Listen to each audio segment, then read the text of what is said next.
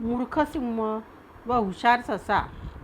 एका जंगलामध्ये एक क्रूर म्हणजे दुष्ट सिंह राहत असे. तो दररोज प्राण्यांना मारून खात असे. त्यांची शिकार तो करीत असे. त्यामुळे काय झाले, जंगलातील प्राण्यांची संख्या कमी होऊ लागली. सर्व प्राण्यांना चिंता व भीती वाटू लागली.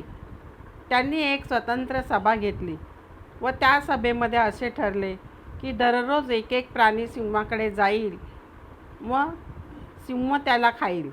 त्याप्रमाणे आता दररोज सिंहाकडे एक एक प्राणी जाऊ लागला. त्या अगोदर सिंहाला सर्व प्राण्यांच्या प्रमुखाने तसे सांगितले होते की तुमच्याकडे दररोज एक एक प्राणी येत जाईल. कधी माकड, कधी कोल्हा, कधी गाढव असे प्राणी दररोज सिंहाकडे जात असत. म्हणजे जंगलच्या राजाकडे ते जात असत व सिंह त्यांना मारून खाई.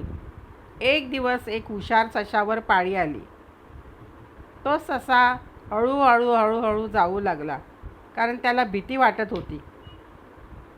रोजच्या वेळेपेक्षा ससा सिंहाकडे खूप उशिरा गेला.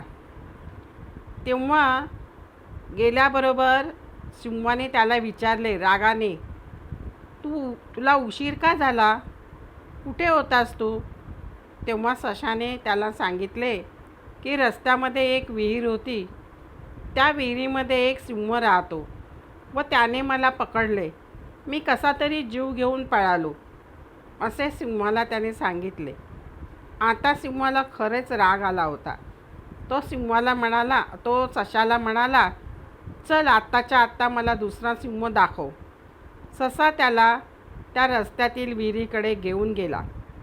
सिंहाने विहिरीत डोकावून पाहिले असता त्याचेच प्रतिबिंब त्याला विहिरीत दिसले. पण सिंहाला वाटलं की दुसरा सिंह विहिरीमध्ये आहे, म्हणून सिंह त्याला पंजा दाखवून ओरडू लागला व जोरजोरात ओरडू लागला.